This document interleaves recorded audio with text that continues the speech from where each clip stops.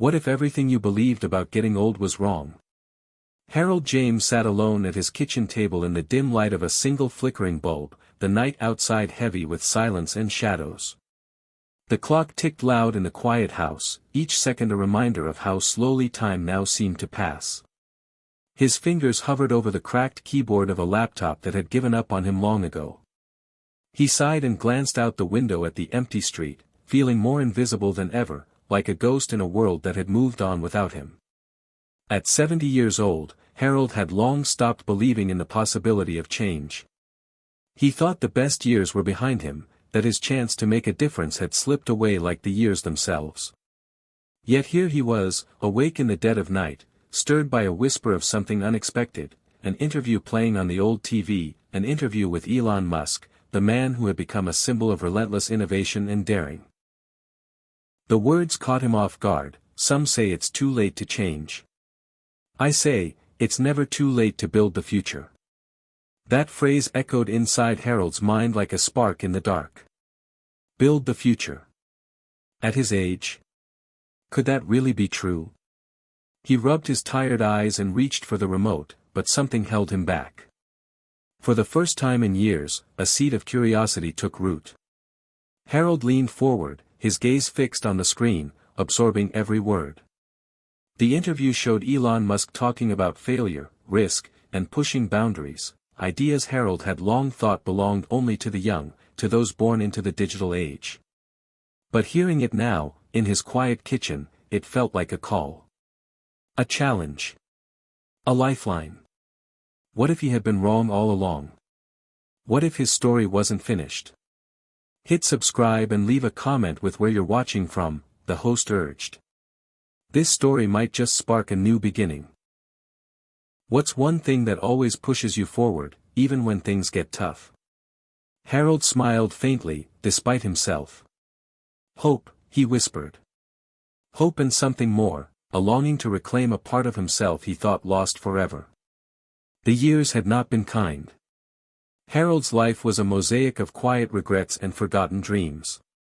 He was a retired factory worker from a small Rust Belt town, where the factories had closed one by one, leaving behind empty streets and hollowed-out lives. His marriage had ended in silence and distance, his daughter had drifted away, busy with a life that no longer included him. His friends had either passed or moved on. He was alone, his days marked by routine and the slow ache of invisibility. The house he lived in felt smaller each year, the walls closing in as memories accumulated like dust. He thought often of the garage he had once loved, a place of light and invention where he had tinkered with radios and machines as a boy, dreaming of creating something that mattered. Now it was just a forgotten shed filled with rust and cobwebs. The past felt like a weight pressing down on his chest, a reminder of all he had lost and never found again. Yet, that night, something stirred beneath the surface of his weariness. Elon Musk's words were a lifeline thrown across the years, a reminder that even the oldest machine could be repaired, rebooted, and set to work again. Harold remembered the feeling of his father's workshop, the smell of oil and sawdust, the thrill of making something with his own hands. Could he find that spark again? He closed his eyes and pictured the man he used to be, curious, bold, unafraid of failure. Was that man gone? Or was he still inside, waiting for permission to rise? The question gnawed at him as the night deepened. He thought of the skepticism he always heard, the world telling him to slow down, to accept his age, to fade quietly.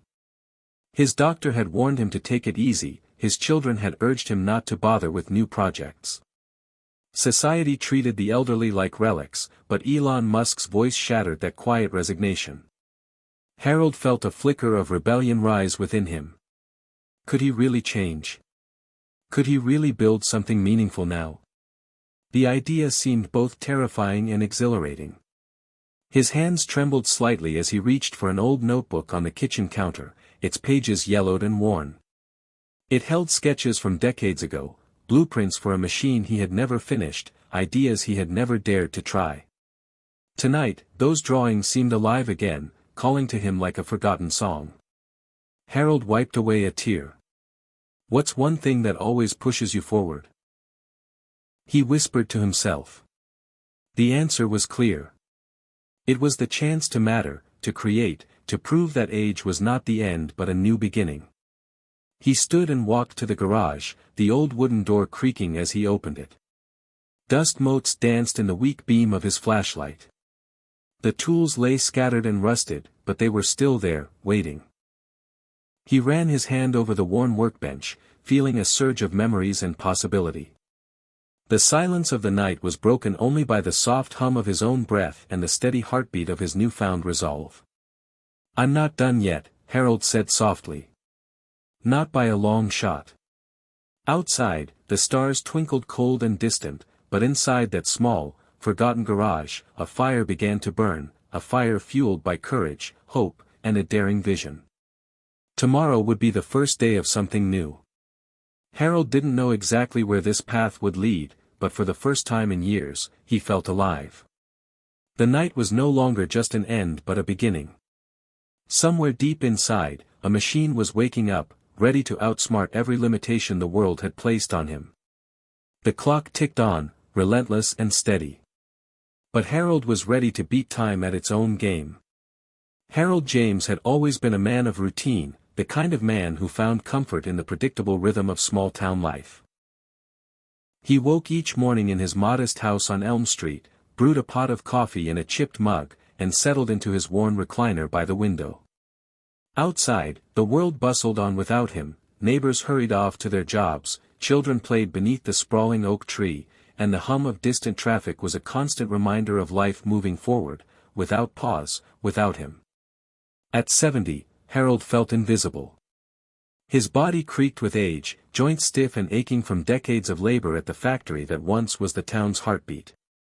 He'd spent 35 years on the assembly line, his hands shaping metal and dreams alike. But now, with the factory shuttered and the economy shifting, he was left with a pension check and an emptiness that no amount of television or quiet Sunday mornings could fill. His family had faded like autumn leaves caught in the wind. His ex-wife moved to Florida years ago, her letters stopping abruptly after their bitter divorce. His daughter, Emily, was distant, busy with her own life in a city far away, her calls infrequent and hurried. Old friends had either passed on or moved closer to their children and grandchildren. Harold often found himself walking the empty halls of his house, a museum of memories and lost chances. One evening, as the sun dipped below the horizon and shadows stretched long across the kitchen table, Harold sat staring at a faded photograph, a black and white snapshot of a younger him, grinning beside a clunky radio he had built from spare parts in his father's garage. That garage was his sanctuary once, a place where possibilities seemed endless and time bent to his will. But the years had stolen that spark. He felt that the man in the photo was a stranger now, a ghost from a life that no longer belonged to him. Regret was a heavy cloak he wore daily. Regret for the inventions never made, the risks never taken, the words never said. The machine he'd always dreamed of building, the one that could change the world, he'd abandoned it when life got too complicated, when responsibilities piled up and hope slipped through his fingers like sand. Yet, as Harold traced the edges of that photograph, a thought flickered, maybe it wasn't too late. That night, the television flickered on by itself, the remote resting on the armchair as if inviting him to watch. The screen displayed a documentary about Elon Musk, the visionary entrepreneur who dared to defy every conventional limit. Harold listened as Musk spoke about failure, resilience, and the relentless pursuit of a dream. "When something is important enough, you do it even if the odds are not in your favor," Musk said. The words settled deep inside Harold's heart, stirring a long-dormant fire. He remembered how Elon Musk had launched rockets, electrified cars, and aimed to colonize Mars, all feats that seemed impossible to most. Yet here was a man who dared to believe in the impossible at any age, who treated failure not as defeat but as a stepping stone. Harold's fingers trembled as he reached for an old notebook on the dusty shelf. Inside were sketches and notes, plans for a machine that could analyze and solve problems faster than any computer of its time. His own Elon Musk machine, as he had jokingly called it when he was younger. The machine had been nothing more than a dream back then, but maybe it could be more now. As dawn broke, casting pale light through the cracked blinds, Harold made a choice. He would reclaim his garage, dust off his tools, and begin again. It was a small act, but it felt like rebellion against the notion that his best days were behind him. Days turned into weeks as Harold dug deep into the mechanics and coding books he'd stashed away years ago. The process was frustrating, his hands weren't as steady as they once were, and technology had advanced beyond anything he'd imagined. But each small success, wiring a circuit, writing a line of code, was a victory. Elon Musk's words echoed in his mind: persistence is very important. You should not give up unless you are forced to give up.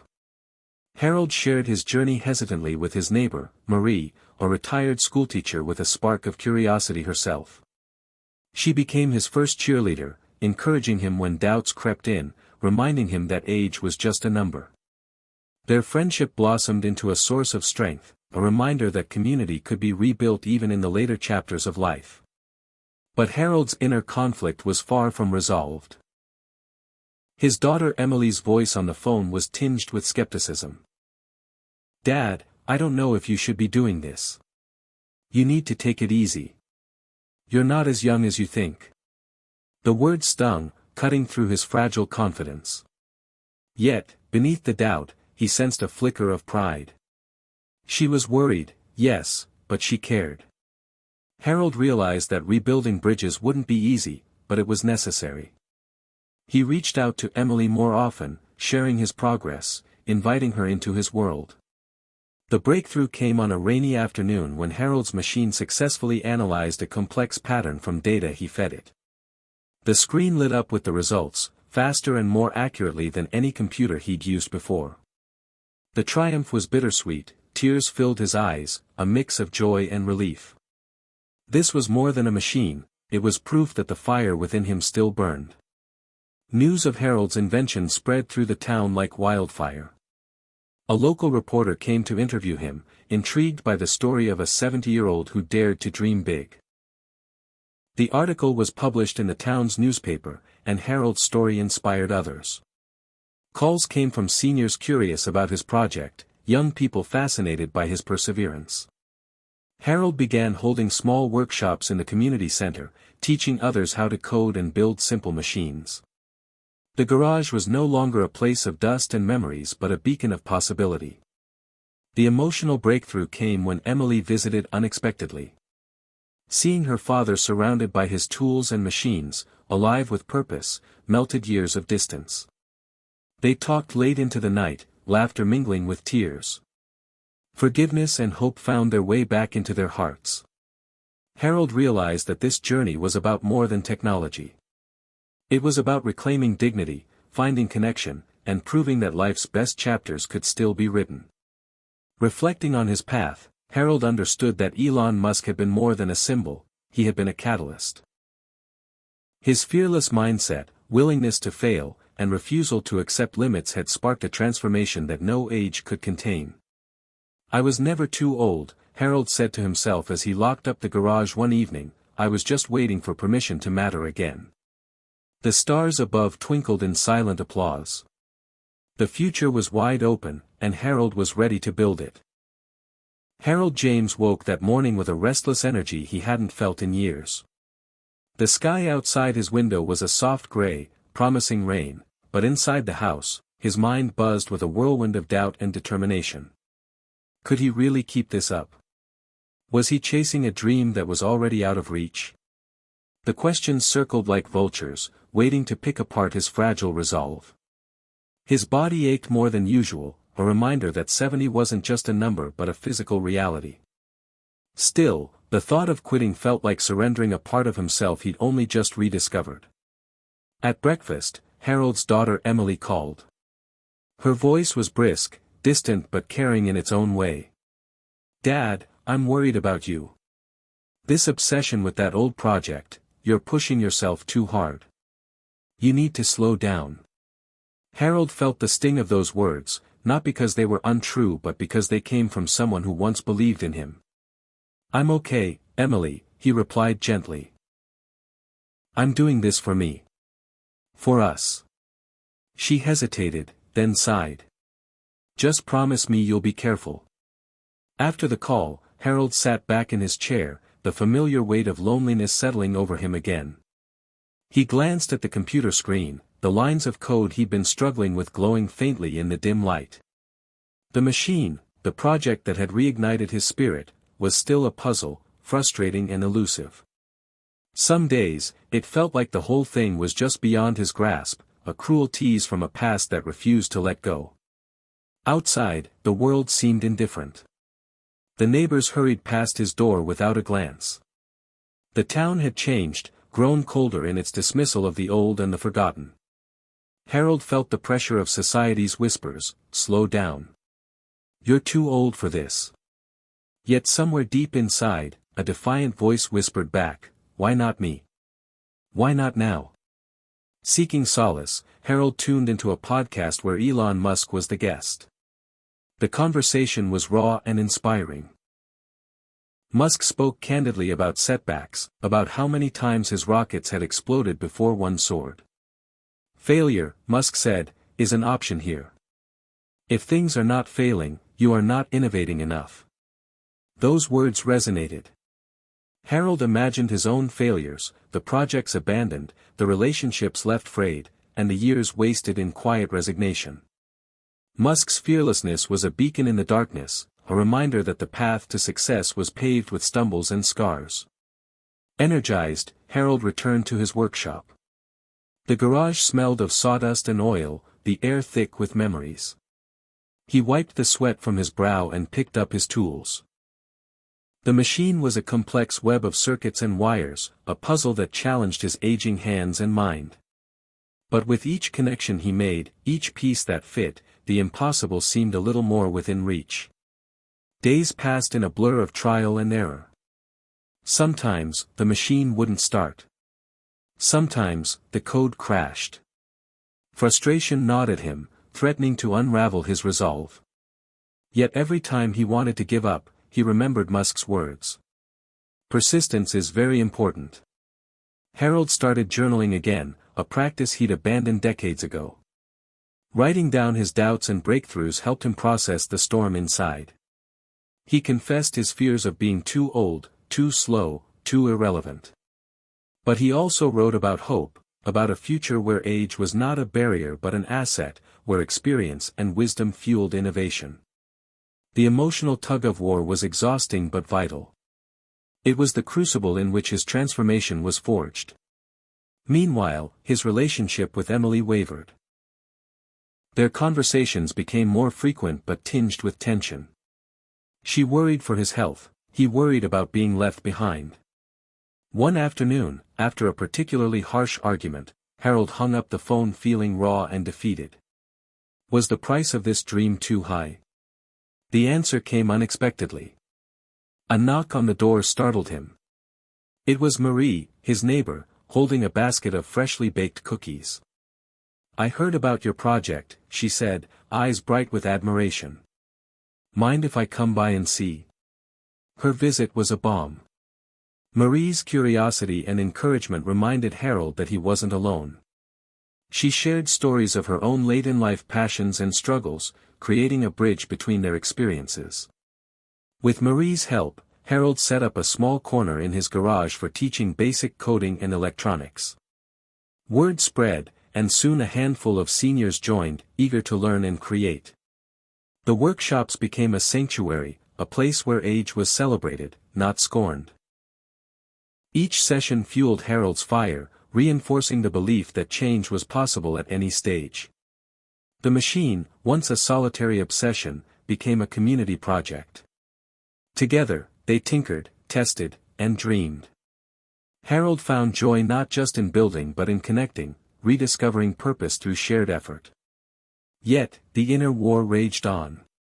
On quiet nights, when the world was still, doubt crept back like a cold shadow.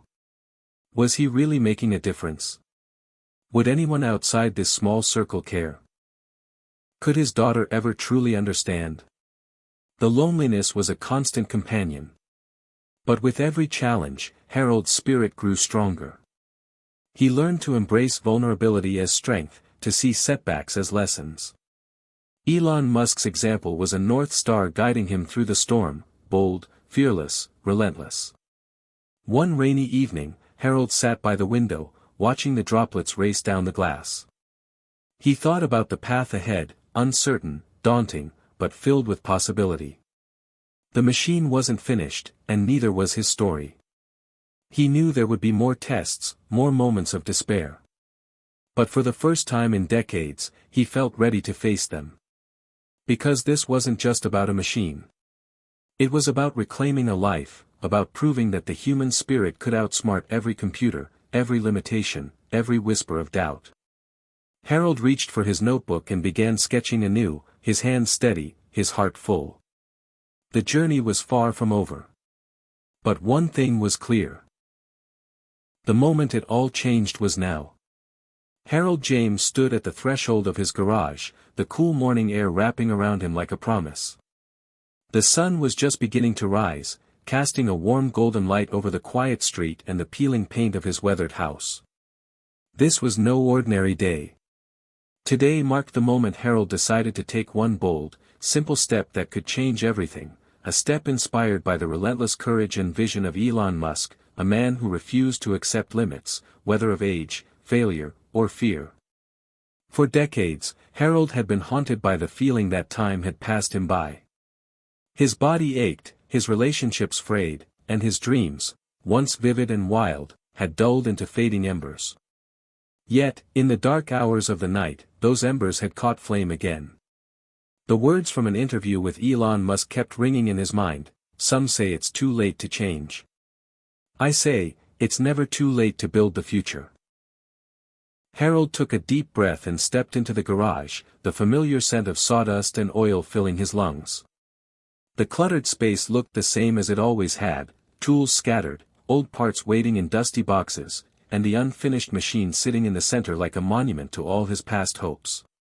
But today, something was different. Today, he wasn't just looking at relics of a bygone era, he was ready to build. Harold's first step was simple: every morning, he would walk.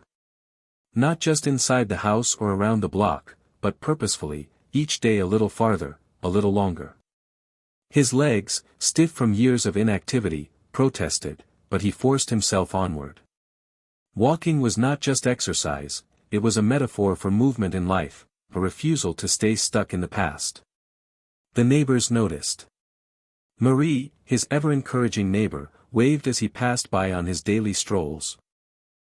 "Looking good, Harold," she called. For the first time in a long while, Harold felt connected, seen. The walks gave him clarity, allowing his mind to wander freely, piecing together ideas and plans. He sketched notes on scraps of paper, jotting down flashes of inspiration. Walking became the ritual that sparked creativity and hope. At home, Harold cleared the clutter from his workbench, organizing tools with a newfound sense of purpose. He dusted off the old notebook filled with sketches and blueprints, fingers trembling as he traced the faded lines. This machine, the one he had dreamed of building for decades, was no longer just a fantasy. It was a challenge, a beacon pulling him forward. With Marie's help, Harold set up a small workspace for the community, inviting curious neighbors to join him in learning and building. The garage transformed from a lonely relic into a hub of energy and connection. Each visitor brought new ideas, fresh perspectives, and encouragement. Harold found joy in teaching, in sharing knowledge that once seemed lost to time. But the path wasn't without hurdles. Harold wrestled with self-doubt and exhaustion. His body sometimes betrayed him with aches and fatigue. Skeptical voices echoed, his daughter Emily warning him to be careful, doctors advising him to slow down. Yet, with each challenge, Harold grew more determined. Elon Musk's words were a steady drumbeat in his heart: if something is important enough, you do it even if the odds are not in your favor. One afternoon, after weeks of tinkering, Harold made a breakthrough. The machine, a complex blend of circuits and code, finally powered on. Lights flickered, data scrolled across the screen, proof that his dream was no longer out of reach. The victory was bittersweet. Tears welled in his eyes as he realized this was not just a machine, it was a testament to resilience, to the refusal to fade away quietly. News of Harold's project began to spread. Local media took interest in the story of a 70-year-old man rebuilding his life and community through innovation. Harold was invited to speak at a nearby library, sharing his journey and inspiring others to believe that change was possible at any age. The emotional climax came unexpectedly when Emily visited, curious and tentative. She found her father surrounded by eager learners, the garage alive with purpose. For the first time in years, their conversation flowed with warmth and understanding. Harold shared his fears, his hopes, and the lessons he'd learned about courage and persistence. Emily's eyes shone with pride and newfound respect. Reflecting on his transformation, Harold realized that the journey was about more than just a machine. It was about reclaiming identity, forging new connections, and proving that age was not a limit but a platform for reinvention. "I was never too old," he whispered to himself one evening, gazing at the stars through the garage window. "I was just waiting for permission to matter again." The garage, once a dusty tomb of forgotten dreams, had become a crucible of hope and creation. The future stretched before Harold like the open road he now walked every morning, uncertain, challenging, but full of promise. Inspired by Elon Musk's fearless spirit, Harold knew that the machine he built was more than a device, it was a symbol of what was possible when courage met persistence. And this was only the beginning. Harold's mornings began to blend into a new rhythm, one that breathed life back into his aging frame and stirred hope where there was once only resignation. Each day, he laced up his worn sneakers and stepped outside into the soft light of dawn. The world was quiet, the air crisp and fresh with the scent of dew and pine from the trees lining the street. Walking wasn't just exercise, it was a reclaiming of his body and mind, a defiant act against the creeping numbness that had settled in over the years. With every step, Harold felt a growing strength, a pulse of energy he hadn't known he still possessed. Back in the garage, the atmosphere had shifted dramatically. No longer a dusty tomb of forgotten ideas, it was alive with activity and purpose. Tools clinked and whirred, circuits sparked, and the hum of computers filled the air. Marie stopped by regularly, bringing snacks and encouragement, and soon others from the neighborhood joined in. Seniors who had long resigned themselves to a quiet, uneventful retirement found themselves inspired by Harold's courage and determination. They swapped stories, shared skills, and worked together to breathe life into projects they'd shelved decades ago. Harold's machine, the one he'd dreamed of building since his youth, became a community project, a symbol of what was possible when age and experience met curiosity and grit. Yet the path was far from smooth. Frustration often clouded Harold's days as old limitations clashed with new ambitions. His fingers, once nimble and precise, trembled when wiring delicate components. His eyes strained trying to decipher complex programming languages that seemed to evolve faster than he could learn. There were moments when the shadows of doubt crept in, whispering that maybe he was fooling himself, that the world had passed him by and that it was too late to catch up. But each time, he found solace in Elon Musk's voice echoing in his mind, "When something is important enough, you do it even if the odds are not in your favor." This mantra pushed Harold forward through the darkest hours. The machine itself was a marvel of patience and perseverance. It was designed to outthink traditional computers by combining pattern recognition with intuitive problem-solving, mimicking, in some ways, the way humans think but with the speed and precision of a machine. Building it required endless trial and error, nights spent debugging code, and days scavenging for parts from old electronics. But when the machine finally began to process complex tasks accurately, Harold's heart soared. This wasn't just technology, it was proof that his mind, though weathered by time, still held the power to innovate. Harold's relationship with Emily remained a delicate dance. She admired his tenacity but worried about his health and the toll the project was taking on him. Their conversations were often laced with tension, her cautious concern meeting his stubborn resolve. Yet beneath it all, a fragile bridge was being rebuilt. One evening, after a particularly long day, Emily surprised him with a visit. She found Harold hunched over the workbench, eyes bright with excitement as he demonstrated the machine's latest capabilities. The warmth in her smile melted years of distance. They talked late into the night, sharing stories and dreams, fears and hopes. It was a moment of healing, a testament to the power of persistence not just in technology but in human connection. The town began to take notice.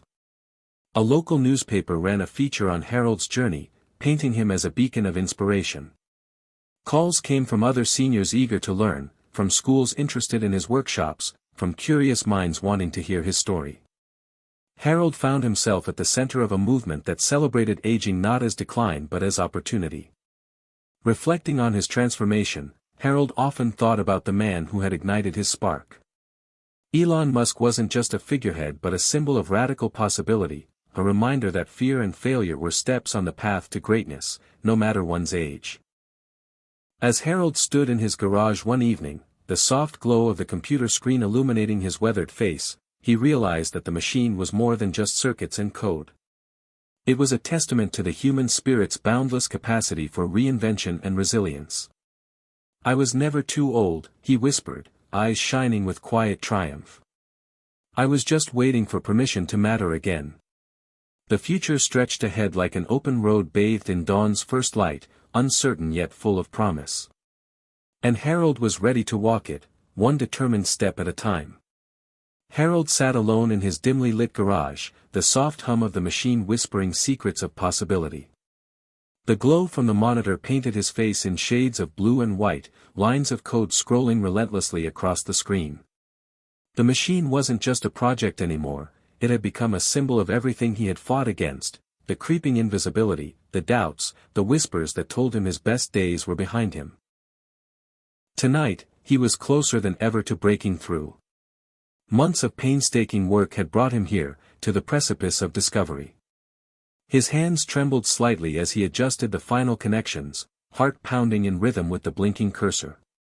Then, with a quiet command, he activated the program. The machine hummed to life, sensors flickering, algorithms engaging. For a moment, nothing happened. Then, the screen displayed a complex problem and, moments later, the solution appeared, faster, more accurate than anything Harold had expected. A surge of exhilaration flooded him. This was it, proof that age and experience, combined with relentless determination, could outsmart even the most advanced computers on Earth. His phone buzzed, an unexpected message from Emily. "Saw the article. Proud of you, Dad. Can we talk?" Harold's throat tightened. He hadn't heard from her in weeks. Maybe this was the moment to rebuild what time and distance had eroded. He replied immediately, "Yes." "When can you come by?" The next afternoon, Emily arrived, tentative but hopeful. They sat in the cluttered kitchen, the walls echoing with years of unspoken regrets and love. Harold shared his journey, the fears, the failures, the spark ignited by Elon Musk's fearless example. Emily listened, her eyes reflecting newfound respect and a touch of wonder. Their conversation wove through past wounds and future hopes, bridging a gap neither thought possible. Outside, the rain tapped gently against the window, a quiet symphony for new beginnings. Inspired by this breakthrough, Harold organized a gathering at the local community center. Seniors from across town arrived, curious and eager. He demonstrated the machine's capabilities, weaving stories of persistence and transformation. The room buzzed with energy, people who once felt invisible now felt seen and empowered. Questions flowed, hands reached out to learn, and connections blossomed. Harold realized the true power of his work wasn't just the technology, it was the hope it ignited in others. Yet the journey wasn't without setbacks. The machine's complexity brought unexpected glitches, moments when progress stalled, and frustration threatened to swallow his spirit. But each obstacle was met with renewed determination, fueled by Musk's mantra, "If things aren't failing, you're not innovating enough." In those moments, Harold discovered resilience was not the absence of failure but the courage to rise again. Late one night, as he gazed out at the starlit sky, Harold reflected on the path that led him here. From a man weighed down by regret and loneliness to a beacon of hope and innovation, his transformation was a testament to the unyielding power of the human spirit. I was never too old, he thought, I was just waiting for permission to matter again. The machine continued to evolve, a living symbol of possibility. And Harold? He had found not just a new purpose, but a new legacy, a story of courage, connection, and the relentless pursuit of dreams, no matter the age. Harold awoke that morning to the soft chirping of birds outside his bedroom window, a subtle reminder that the world kept turning regardless of his doubts and fears. The air smelled faintly of rain, and the gray light filtering in felt like an invitation to start anew. Today, Harold resolved, would be different. No longer would he let the weight of years define him or dictate his choices. Inspired by the relentless energy and vision of Elon Musk, Harold was ready to take the bold step that would transform his life, sharing his story and his invention with the world. The decision wasn't easy.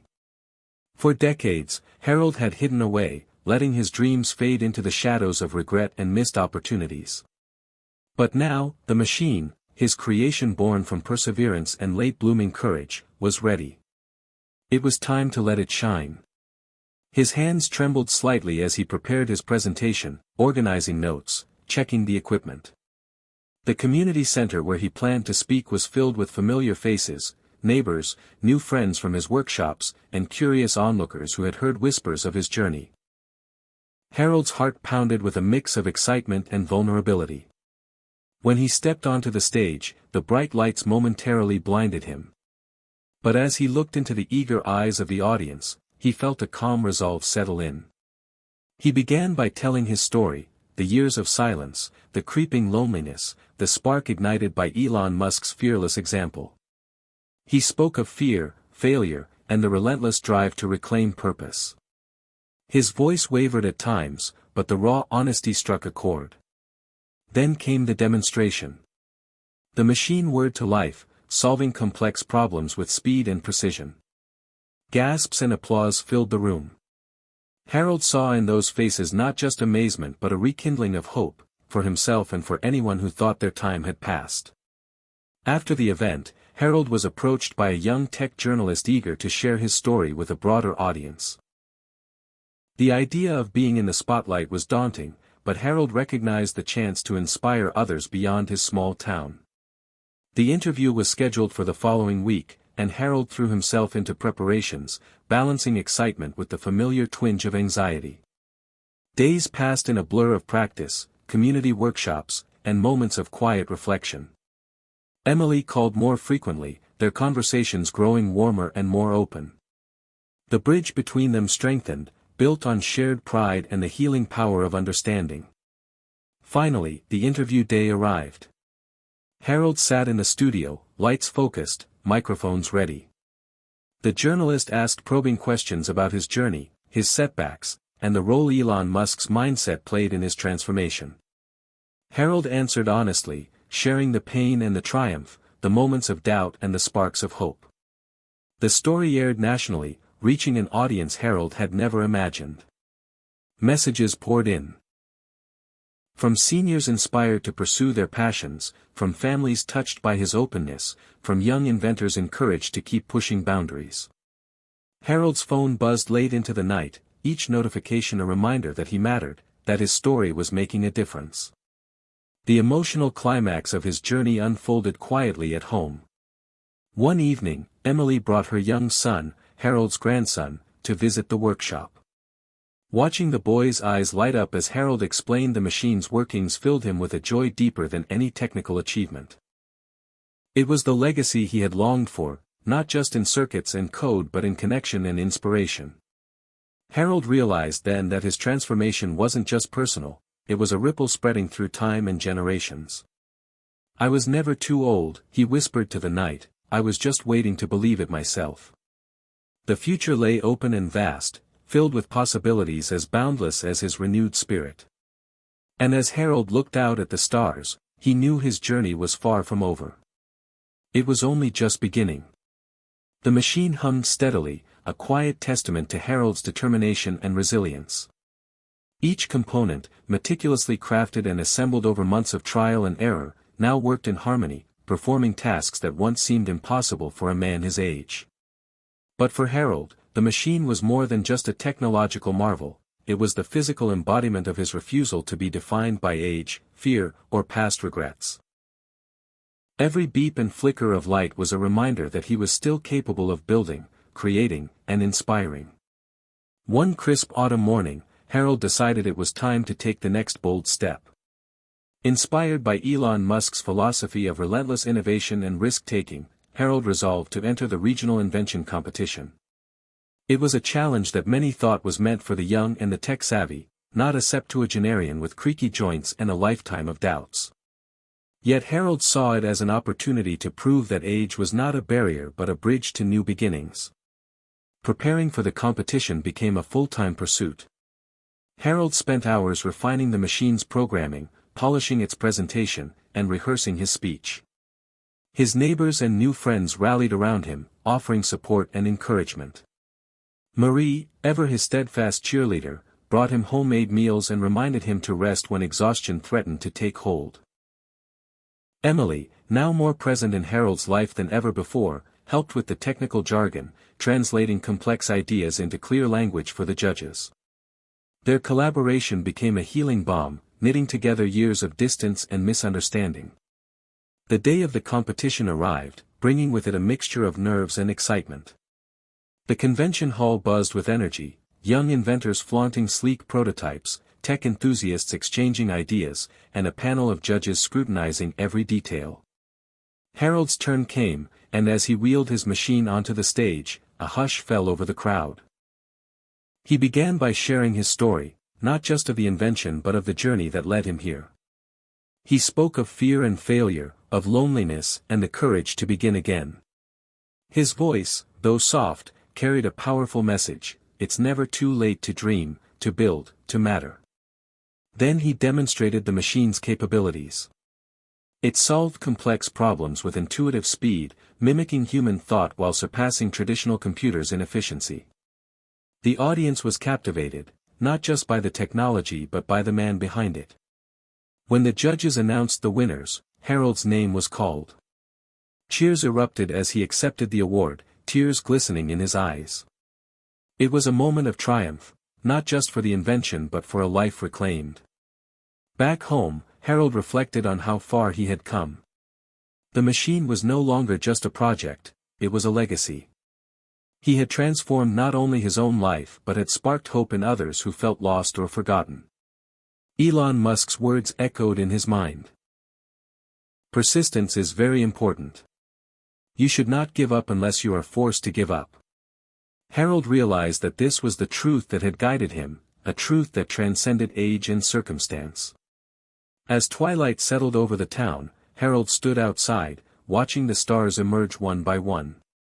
He knew the journey was ongoing, filled with challenges and discoveries yet to come. But now, armed with purpose and courage, he was ready for whatever the future held. I was never too old, he whispered to the night sky, I was just waiting to build my tomorrow. Harold's victory at the regional invention competition rippled through the small town like a fresh breeze, stirring dormant dreams and kindling new hope. The recognition wasn't just a personal milestone, it became a beacon for those who had resigned themselves to fading into the background. Invitations followed. Local schools wanted him to speak, senior centers asked for workshops, and even the town council considered funding a community innovation hub inspired by his work. Harold found himself at the heart of a movement he never imagined, where age was seen as a strength rather than a limitation. Each day, his garage-turned-lab buzzed with energy as a diverse group gathered, young students eager to learn, retired engineers sharing wisdom, and neighbors rediscovering their passions. Harold relished the role of mentor and catalyst, guiding others with patience and humility. Yet, amid the growing acclaim and activity, Harold remained grounded. He knew the journey was far from over. The machine he built was just the beginning, a symbol of possibility but not the destination. He returned often to the words that had fueled him: failure is an option here. If things are not failing, you are not innovating enough. Those words reminded him to embrace setbacks as stepping stones rather than walls.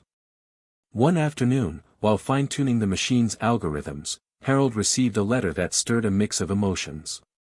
It was from his estranged brother, Paul, whom he hadn't spoken to in over 20 years. The letter was tentative, filled with apologies and a longing to reconnect. Memories flooded Harold, shared childhood adventures, the bitter fight that tore them apart, and the years of silence. For a moment, old wounds ached sharply. But beneath the pain, Harold felt the same spark that had reignited his life. Inspired by his own journey of healing and transformation, he wrote back. The process of rebuilding the relationship was slow and uneven, fraught with awkward conversations and unspoken fears. Yet, each step forward was a victory. The brothers began meeting for coffee, sharing stories and laughter, rediscovering the bond time had threatened to erase. This personal reconciliation deepened Harold's understanding that transformation was not just about technology or personal achievement, it was about connection, forgiveness, and the courage to face the past. Meanwhile, Harold's work gained wider attention. A tech startup reached out, interested in partnering to develop the machine further. The opportunity was exhilarating but also intimidating. It meant stepping into unfamiliar territory, business negotiations, public scrutiny, and balancing innovation with practicality. With Emily's steady support and his community's encouragement, Harold embraced the challenge. He learned new skills, navigated obstacles, and expanded his vision. The machine evolved, incorporating cutting-edge advances, becoming not just a personal triumph but a potential game-changer in the field of artificial intelligence. Through it all, Harold's philosophy remained rooted in Elon Musk's radical thinking: push beyond limits, embrace failure, and never lose sight of purpose. His story was shared in magazines, podcasts, and conferences, inspiring a growing audience of older adults to redefine what aging could mean. Reflecting on his journey, Harold realized that the greatest transformation wasn't the machine or the accolades, it was himself. From a man burdened by regret and invisibility, he had become a beacon of hope and action. "I was never too old," he often told those he mentored, "I was just waiting for the courage to begin again." The future, once uncertain and shadowed by doubt, now shimmered with promise. Harold stood at the threshold of new adventures, ready to explore, create, and inspire, knowing that the best was yet to come. Harold woke to the steady hum of the machine in his garage, a sound that had become as familiar as his own heartbeat. The dawn light filtered through the dusty windows, casting long shadows over the tools and scattered electronics that had been his companions through months of toil. Today was different. Today marked the beginning of a new chapter, a moment Harold never thought he'd see but now embraced with open arms. He had been invited to speak at a national conference focused on innovation and aging, a platform to share his journey from obscurity to inspiration. The invitation felt surreal, a testament not just to his invention but to his transformation. As he prepared for the trip, the familiar flutter of nerves danced in his stomach. Public speaking had never been his forte, but he knew this was a chance to amplify his message, that age is no barrier to dreaming, building, and thriving. Arriving in the bustling city, Harold felt both overwhelmed and invigorated. The conference center buzzed with energy, filled with bright minds and hopeful hearts. Amid the crowds of innovators, entrepreneurs, and thought leaders, Harold stood tall, a man who had rewritten his story. On stage, under the glaring lights, he shared his tale with raw honesty, the despair of loneliness, the spark ignited by Elon Musk's fearless mindset, the painstaking creation of a machine that defied expectations. His voice resonated with the crowd, weaving a narrative of hope and relentless pursuit. The response was overwhelming. Applause thundered, eyes glistened with tears, and hands reached out to connect. Afterward, conversations flowed, invites to collaborate, offers to mentor, and heartfelt thanks from those who saw themselves in his story. Back in his hotel room that night, Harold reflected on the whirlwind of the day. He thought of the small-town garage where it all began, the community that believed in him, and the family he was mending. The journey was far from over, but this moment was a powerful milestone. He felt a profound gratitude for the resilience that had carried him here and a renewed commitment to keep pushing boundaries. In the weeks that followed, Harold balanced the demands of new opportunities with the steady rhythm of his daily life. He continued to refine the machine, lead workshops, and nurture relationships, including the fragile yet healing bond with his brother Paul. Emily's presence remained a steadying force, her support unwavering as they navigated the complexities of the future together. Harold's story began to inspire a movement, a growing community of seniors embracing technology, creativity, and connection. He spoke at events, contributed to podcasts, and wrote articles encouraging others to defy the limits imposed by age and circumstance. Each interaction reinforced his belief that transformation was possible for anyone willing to take that first step. One evening, as Harold stood alone in his garage, the soft glow of the machine's interface reflecting in his eyes, he felt a profound sense of peace. The path he had walked, marked by fear, failure, and hope, had led to a new legacy, not just of invention but of courage and reinvention. He whispered to the quiet room, "I was never too old. I was just waiting to believe it." The future stretched before him, vast and uncharted, a canvas for continued discovery and impact. Harold was ready to paint it with all the colors of his renewed life. Hit subscribe and leave a comment with where you're watching from. This story might just spark a new beginning. What's one thing that always pushes you forward, even when things get tough? Harold sat quietly in his favorite armchair, the soft ticking of the old clock on the wall marking time like a gentle heartbeat. Outside, autumn leaves swirled in the crisp breeze, their colors vibrant against the gray sky. The world was changing, and so was he. After the whirlwind of the national conference and the flurry of new connections, Harold felt a deep need to ground himself, to reflect on the journey that had brought him here and the road still ahead. He pulled out a worn notebook, its pages filled with sketches, notes, and dreams born from long nights in the garage. Flipping through them, he marveled at how far he'd come, from the man who once believed his best years were behind him to someone who now stood on the edge of endless possibility. Yet, despite the triumphs, Harold knew the true work was internal.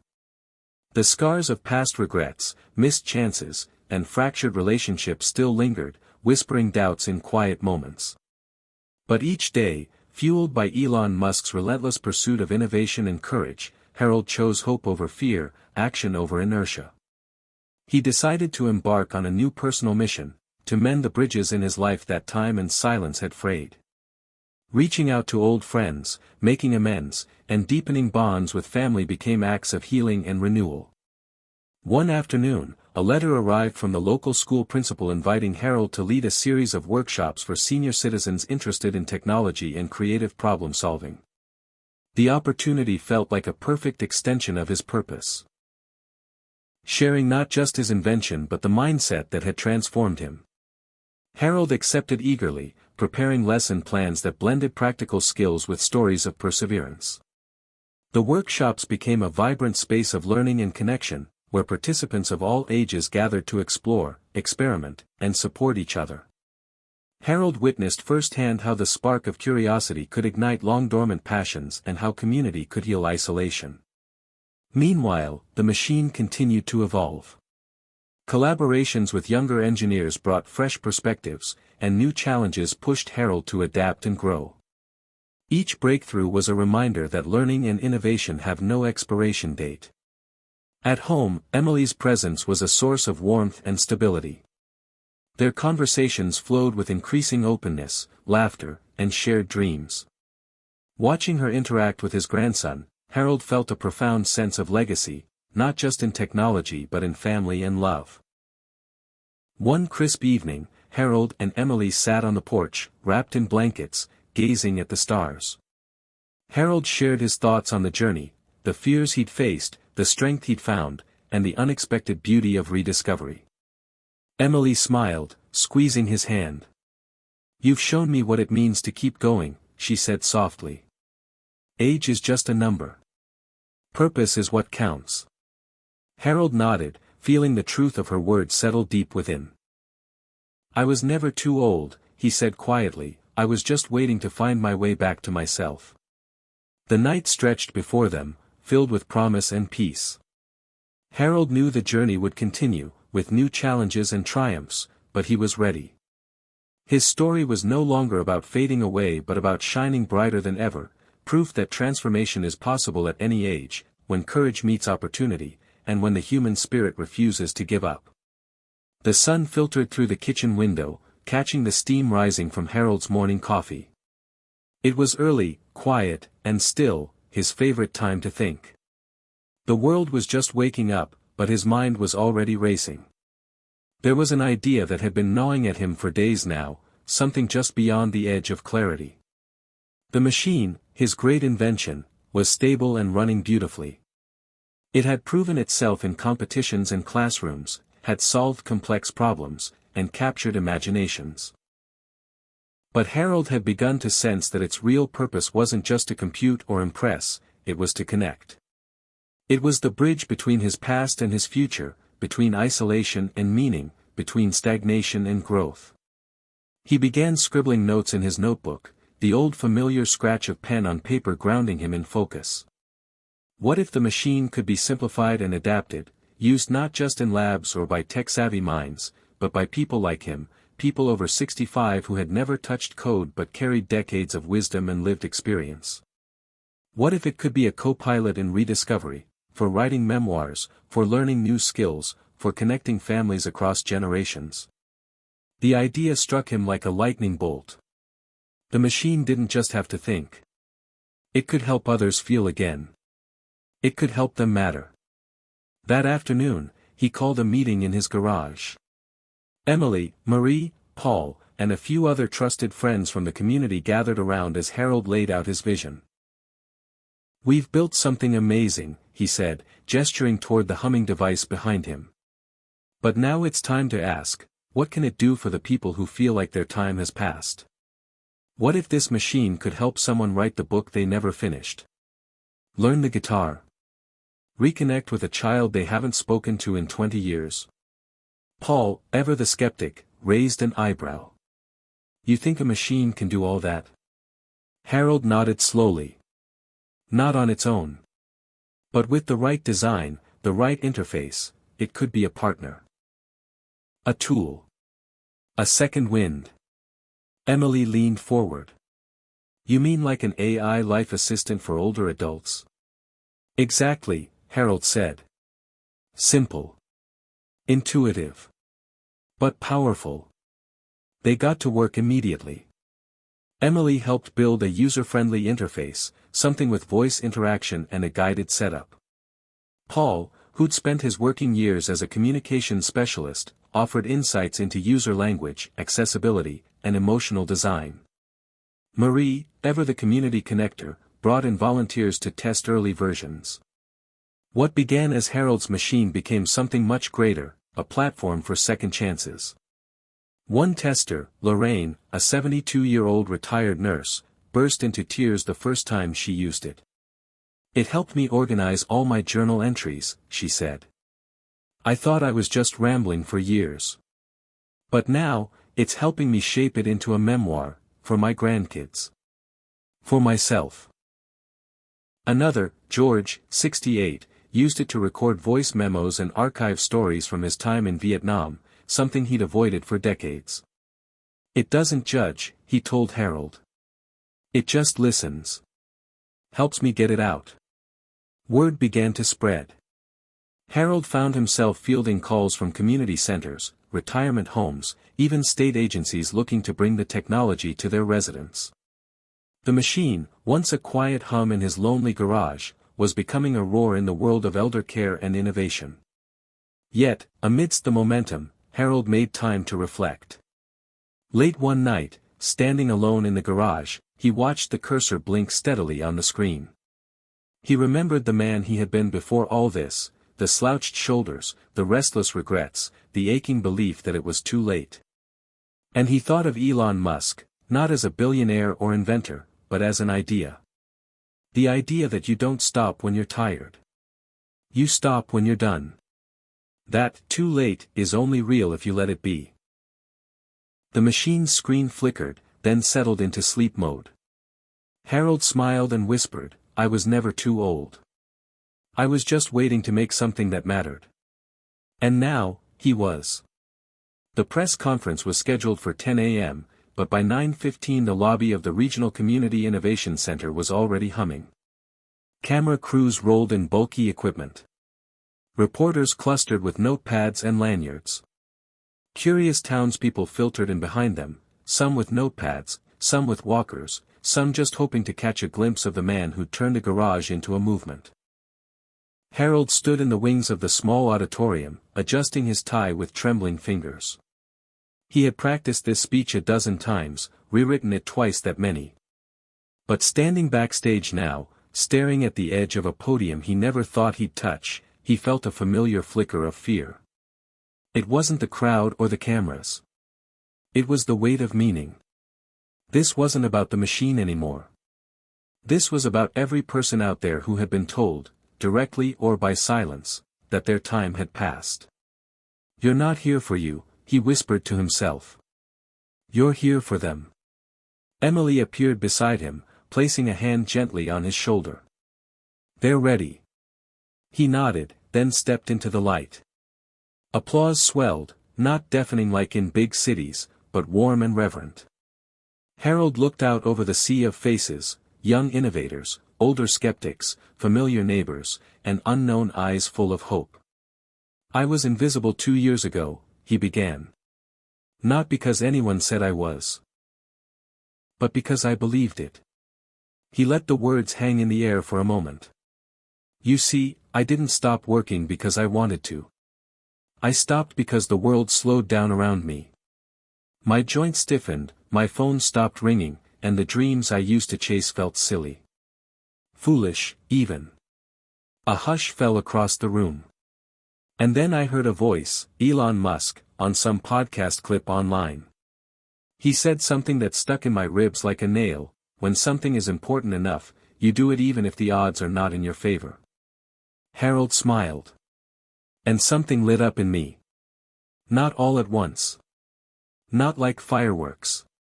More like a pilot light I thought had gone out. I started tinkering. I started walking. I started trying again. He gestured toward a small table where the machine sat humming softly, now with its new, simplified interface glowing blue. "This machine is fast. It's clever. It's won awards.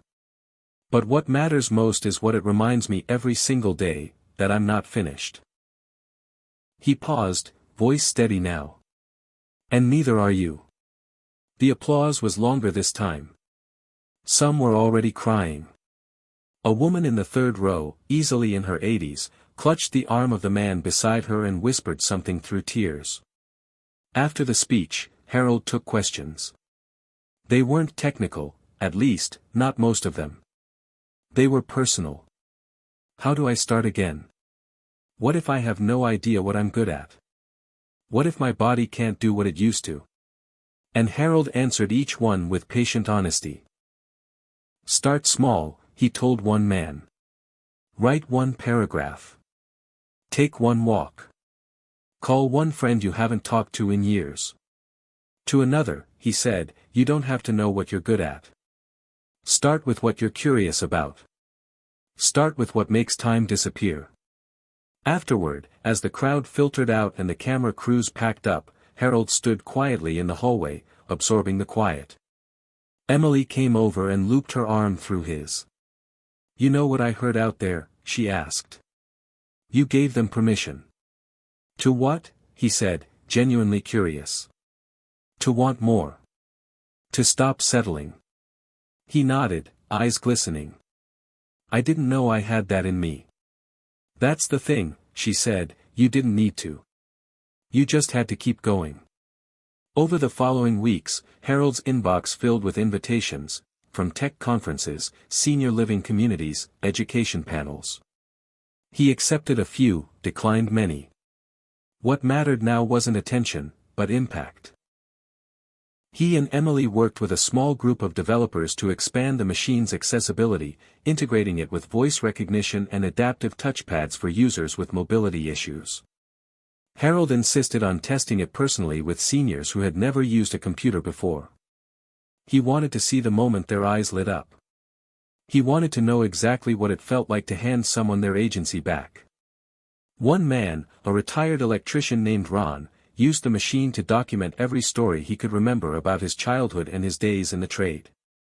"I haven't felt this awake in 20 years, Ron told Harold, voice thick with emotion.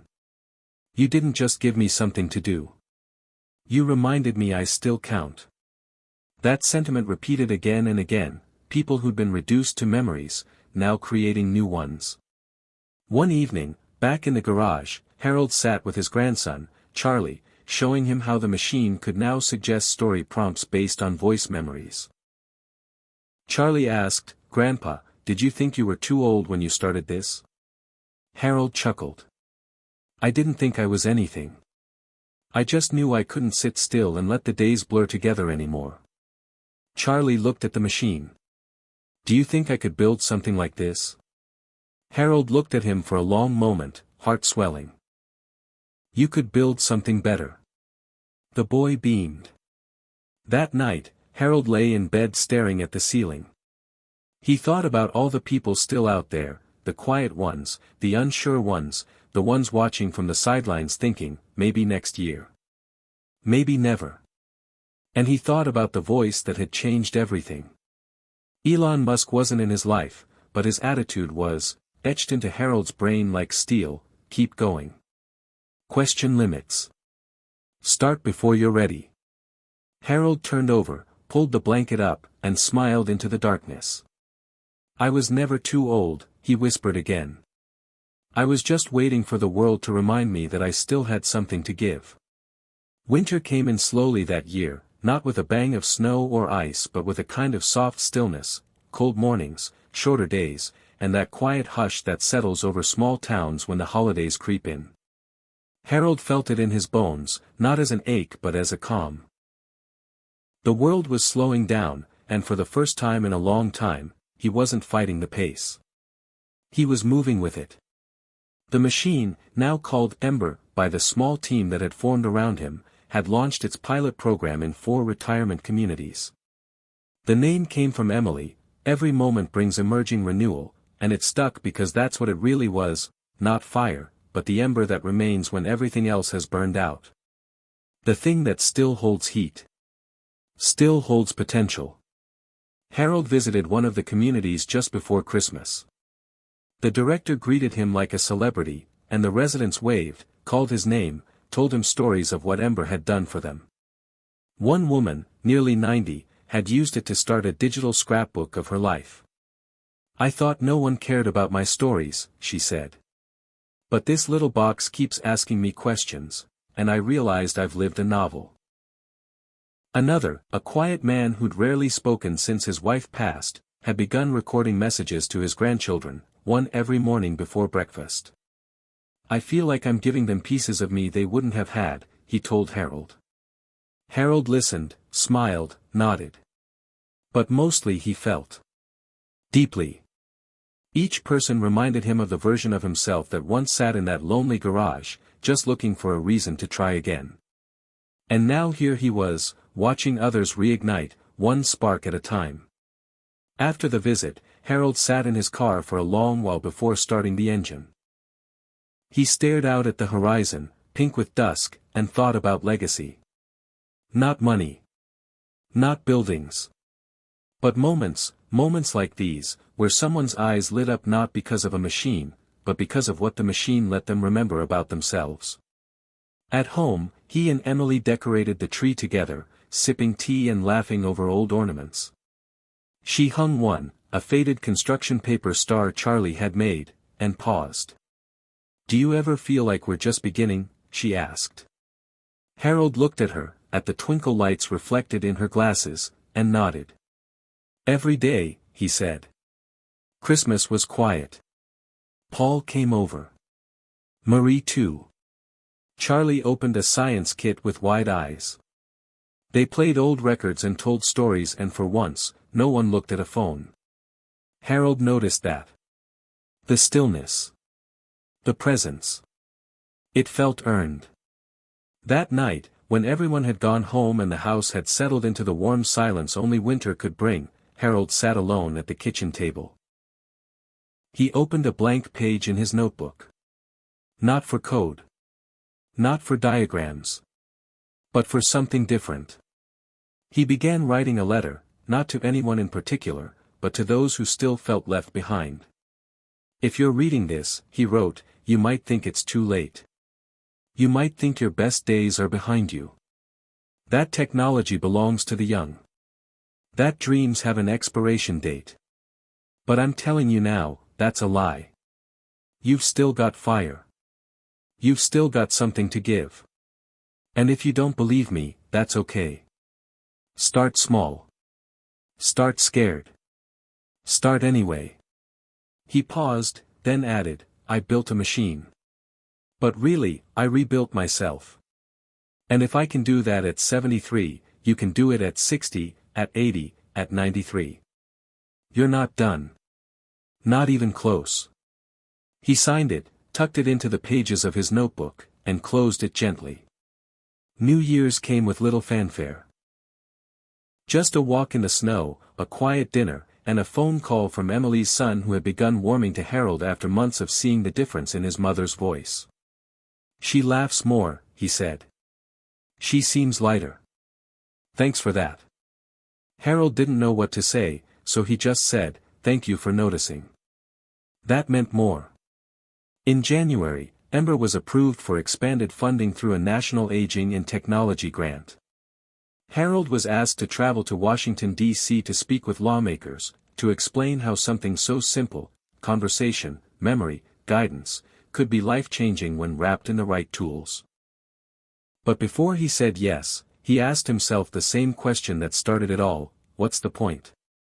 The answer came easily now. Connection. Not just wires and chips. Human connection.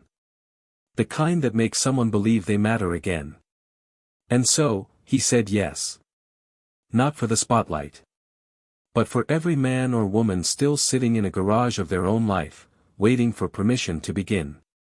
The world wouldn't change overnight. But one ember at a time. It already was.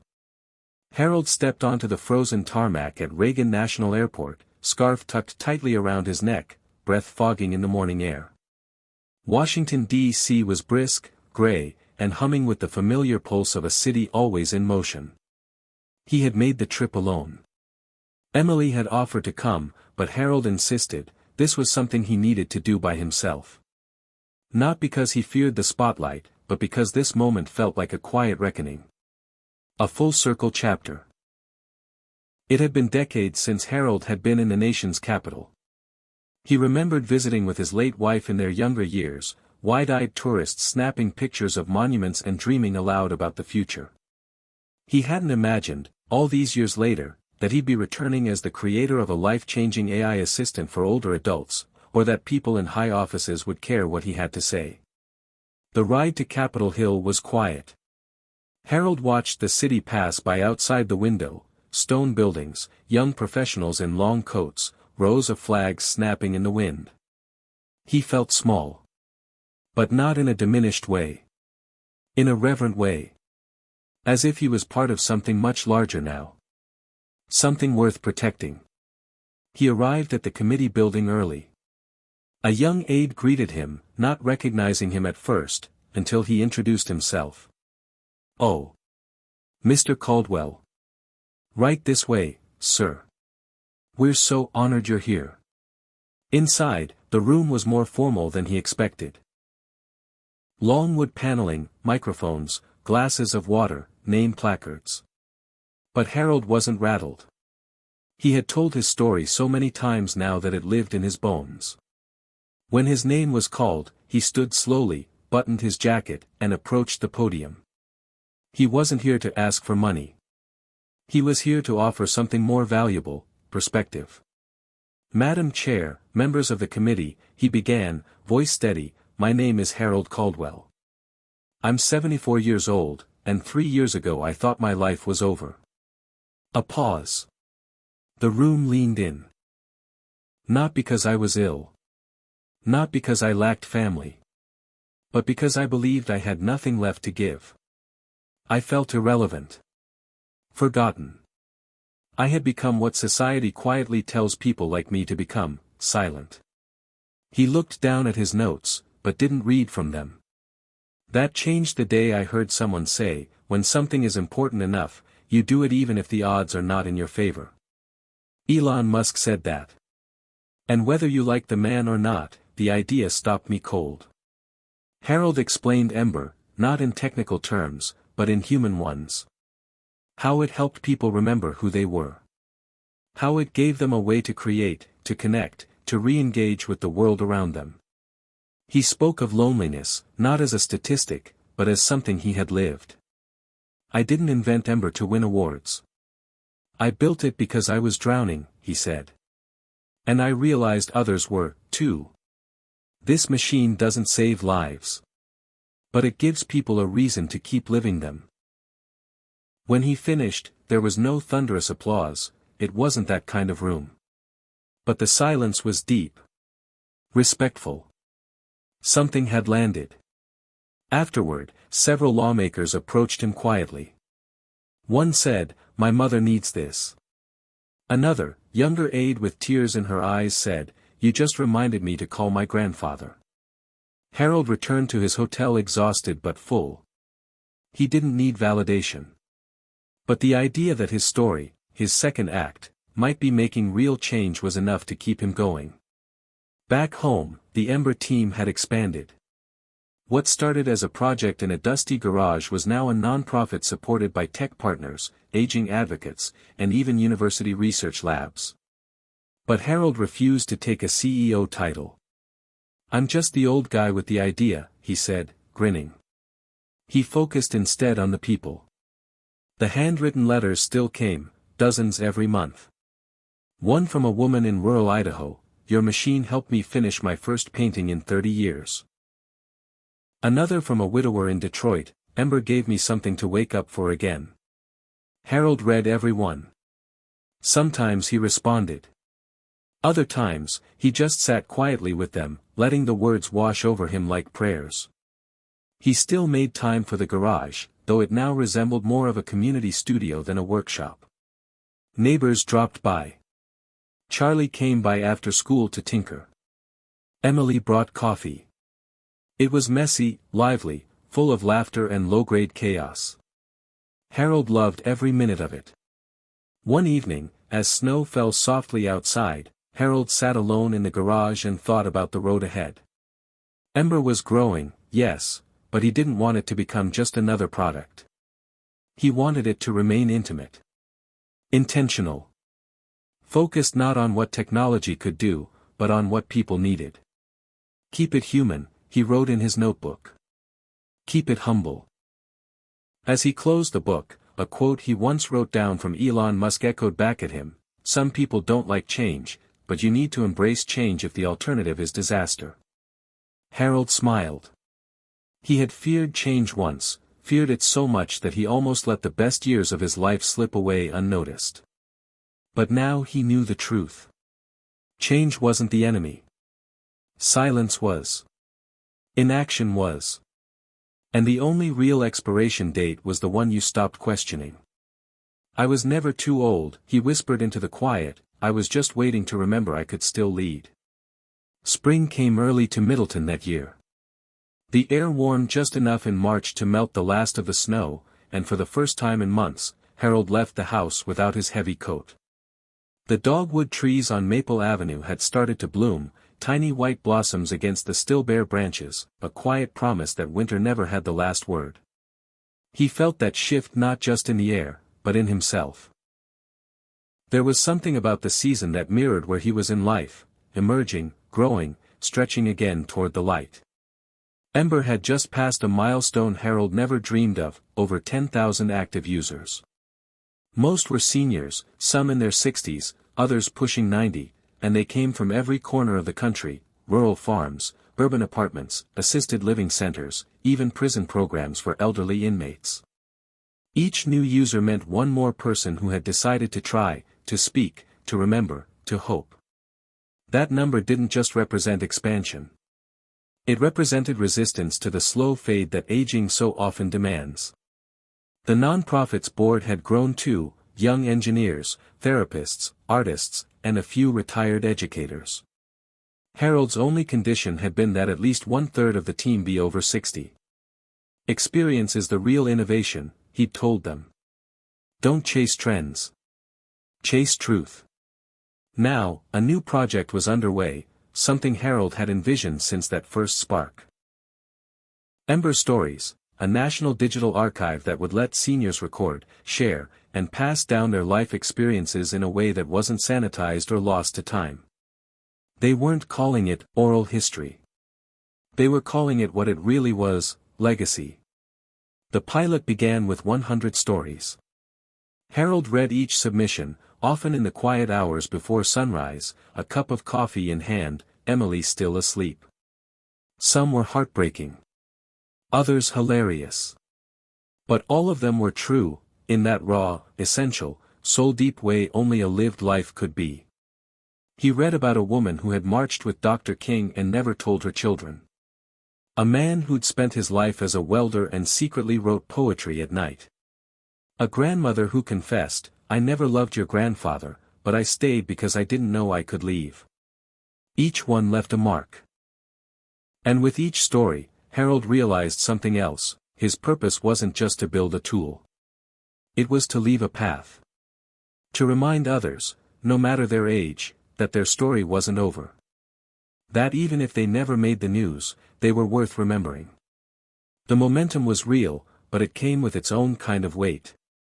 Some nights, Harold lay awake, staring at the ceiling, wondering if he was in over his head. There were meetings now. Deadlines. Fundraising emails. Strategic partners with buzzwords he didn't always understand. Emily noticed the change, how the spark in him sometimes gave way to worry.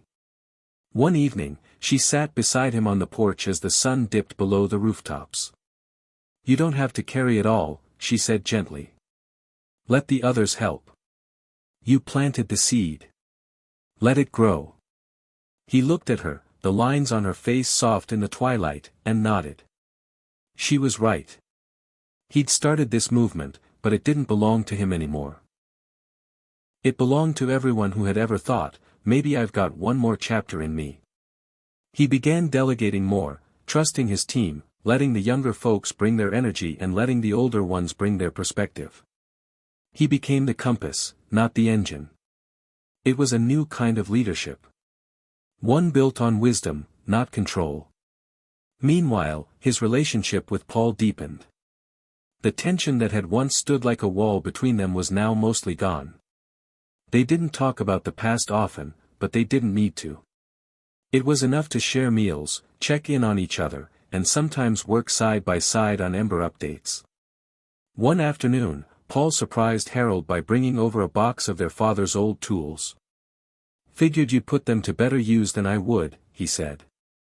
Harold's hands trembled slightly as he opened the box, the scent of aged wood and oil rising like a memory. "Dad would have liked what you're doing," Paul added.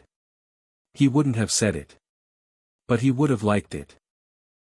Harold nodded, eyes misting. "Yeah. I think so too." In April, Harold was invited to give a keynote at the National Aging Innovation Forum in San Francisco. The theme was, "The Next Chapter." It couldn't have been more fitting. He stood in front of hundreds of attendees, many of them executives, doctors, and policymakers, and said simply, "You've all seen the statistics. Loneliness. Depression. The feeling of being left behind. But I'm not here to talk about data. I'm here to talk about fire." He paused, letting the words settle. There's a fire in every person you call senior. Maybe it's buried under decades of disappointment or silence, but it's there. Ember didn't create that. It just reminded people how to find it again. And if we're not building systems and technology that do the same, then we're not building anything that matters. By the time he stepped down, the entire room was on their feet. Later, as Harold sat alone in his hotel room, overlooking the lights of the city, he realized something with clarity he hadn't had in years: he wasn't afraid of aging anymore. He wasn't trying to outrun it or hide from it. Aging wasn't an ending. It was a proving ground. A place to grow deeper. smarter, kinder. He picked up his phone and opened a new draft of a message that had been sitting there for months, something he had written the first week he started building the machine, but never had the courage to send. It was addressed to Elon Musk. "Dear Elon," it began. "You don't know me. But your words saved me. Not by giving me answers, but by making me ask better questions. You reminded me that odds don't matter when something matters. I'm 74, and I just helped change a lot of lives, including my own. Thanks for the spark. Sincerely, Harold Caldwell." He hit send. Then he turned off the light, lay down, and slept like a man who had finally stopped waiting for permission. The letter to Elon Musk didn't come with expectations. Harold had no illusions about it reaching him, let alone getting a reply. He knew how the world worked. Billionaires, inventors, visionaries, they were too busy, too surrounded, too far removed from the small-town life he lived. Still, sending the message had felt like the closing of a loop. A thank you across the canyon of space and time. A nod from one stubborn mind to another. But life, as Harold had learned over the past 2 years, had a funny way of circling back. 2 weeks after the conference, he sat at his kitchen table with Charlie, helping him assemble a tiny model rocket kit, something the boy had begged for after watching a SpaceX documentary. They were laughing over the glue mess when Harold's phone buzzed. A simple message. "From Elon Musk, I read your letter. It moved me deeply. Would love to speak. Can you connect?" Harold froze. Blinked. Showed the phone to Charlie. "Is it real?" the boy whispered. Harold didn't answer right away. He reread the words. Twice. Then 3 times. They were real. As real as anything had ever been. And for the first time in a long while, Harold felt a kind of nervous excitement that reminded him of being 16 again. Before the bad knees, before the silence, before everything had started to slow down. He replied simply, "Yes. I'd be honored." The call was scheduled for a Friday afternoon, 4 p.m. Pacific. Harold spent the morning pacing, trimming his beard, dusting the garage workshop even though Elon Musk obviously wasn't coming over. Emily baked bread just to give him something to calm his hands. At 3:58, he logged into the secure video link. At exactly 4 o'clock, the screen blinked, and there he was. Elon Musk. Smiling. Casual. Wearing a black t-shirt with a worn logo from an old Tesla prototype. The background wasn't a flashy office, but a quiet home setting. Art on the walls. A mug beside him. "Harold," he said, "I've read a lot of emails in my life. But yours stuck with me." Harold chuckled nervously. "I didn't think it would even reach you. I've got a good radar for people who still believe in impossible things," Elon said. "So. Ember." And just like that, they talked. For 30 minutes that stretched into an hour, then nearly 2. It wasn't technical. Not at first. They talked about aging. About invisibility. About purpose. Elon shared stories of his mother, of conversations he'd had with engineers who had retired too early, not because they lacked ability, but because the world stopped asking for it. "There's this myth," Elon said, "that innovation is a young man's game. But the truth is, most big leaps in science and art happen when experience meets obsession. And you, Harold, clearly had both."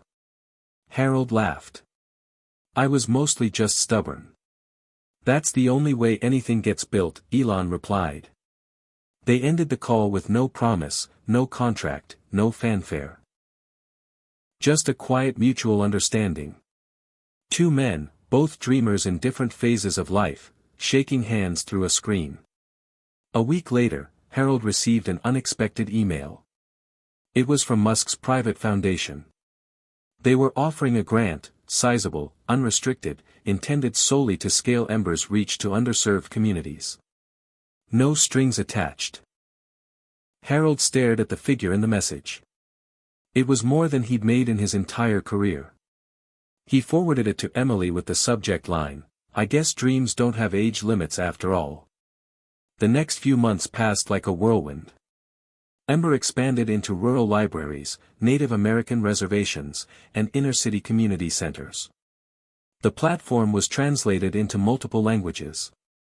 A team of volunteers, many of them seniors, was trained to onboard new users, helping others navigate the tool that had changed their own lives. Harold was invited onto podcasts, featured in a short documentary, even asked to participate in a panel at South by Southwest. But what mattered more than all the attention was a letter he received in June. It was handwritten, shaky but legible. "Dear Harold, I'm 88 years old. I live alone. I used to sit in the dark and talk to myself because no one else would listen. Then I got Ember. Now I talk to her every morning. I tell her my dreams. I tell her my regrets. She remembers them. She asks me questions. I know she's not a person. But she helps me feel like I still am. Thank you. You gave me back my name." Harold cried when he read it. Deep, full sobs. Not from sadness. From recognition. He had started this whole thing to rediscover his own voice. And now, thousands of others were finding theirs through it. One morning in July, Harold stood in his garage and looked at the first prototype of the machine that started it all, clunky, gray, full of wires. He placed a hand on it gently, like one might touch an old friend. "Thank you," he whispered. That afternoon, Charlie presented him with something he'd been working on, a project for school. A short animation, created using Ember's storytelling engine, illustrating Harold's journey from despair to purpose. It ended with the line, "My grandpa didn't just invent a machine. He invented a new way to matter." Harold couldn't speak. He just pulled the boy into a hug. That night, he and Emily sat on the porch, stars overhead, soft jazz playing from the kitchen. "You think this is the last chapter?" she asked gently. Harold shook his head. "I think it's just a new volume. Same story. More courage." She smiled and leaned her head on his shoulder. "You were never too old," she whispered. He looked out into the night, at the quiet houses, the soft rhythm of crickets, the vastness above them. "No," he said. "I was just waiting to remember that I still had something to build." And so he did. By late summer, Ember had taken on a life of its own. What began as a whisper of curiosity, a senior man tinkering alone in a dusty garage, had become a national wave of reconnection. People who had once counted themselves out were logging in every day, recording memories, asking questions, building bridges backward and forward across generations. And Harold. Harold had become something he never intended to be. A symbol. It wasn't the kind of celebrity that came with flashing lights or magazine covers. It was quieter than that. More sacred. When he walked into a senior center now, people didn't ask him for autographs. They took his hands. They looked him in the eye and said, "You gave me back my voice." And he would say, softly, "You never lost it. You just needed a way to hear it again." By August, Ember had reached nearly 50,000 active users. The team was onboarding new guides, creating regional hubs where seniors trained other seniors to use the platform, turning students into teachers. Harold called it the wisdom loop, and it was spreading faster than they'd planned. That momentum led to a new idea, something wild and risky, something Harold never would have allowed himself to dream of 2 years ago, building a permanent physical space. Not an office. Not a lab. A place where people over 60 could come to build, teach, code, share, and dream again. A sanctuary for late bloomers. A home for second chances. He pitched the concept one evening to the board. "We keep waiting for the world to include older people. Why don't we center them instead?" Some looked skeptical. Others lit up. Emily, who had grown from supporter to co-architect of Ember's mission, was the first to back him. "We don't need another museum for memories," she said. "We need a workshop for legacy." And that's exactly what they set out to build. They called it the Ember Center, not after the machine, but after the spirit that lived inside everyone they'd met. The plan was simple and radical: an innovation hub, open source and age-inclusive, built in the heart of Middleton. It would offer tech labs, story booths, mentoring lounges, and an intergenerational cafe where retirees and teenagers could swap knowledge like recipes. Harold had once believed his garage was enough. Now he saw it was only the beginning. The announcement caused a small media stir. "Tech for the timeless," one headline read. Another said, "Musk inspired Senior Sparks national movement." Elon himself posted a tweet about it. "Late bloomers equals the ultimate disruptors. Cheers to Harold and the Ember team. Hashtag never too late." But for Harold, the real milestone wasn't headlines. It was what happened on a Sunday morning in mid-August. Charlie was visiting for the weekend. He had grown in confidence since getting involved with Ember, his shy nature replaced with a spark of purpose. He now served as a youth liaison for the platform, helping other kids and teens learn from older users. He even launched a small podcast called Young Ears, Old Souls. Harold had never been prouder. They were eating breakfast on the porch, blueberry pancakes and thick-cut bacon, when Charlie said, "Grandpa, when do you think you became brave?" Harold blinked. He didn't expect that question before 9 a.m. "I don't know if I ever became brave," he said. "I think I just got tired of being quiet." Charlie nodded. "I like that." Harold smiled. "Why do you ask?" The boy shrugged. "I want to be like you. Not famous or anything. Just real." Harold reached across the table and put his hand over Charlie's. "Then you already are." That evening, Charlie asked to see the garage again. The original lab, he called it.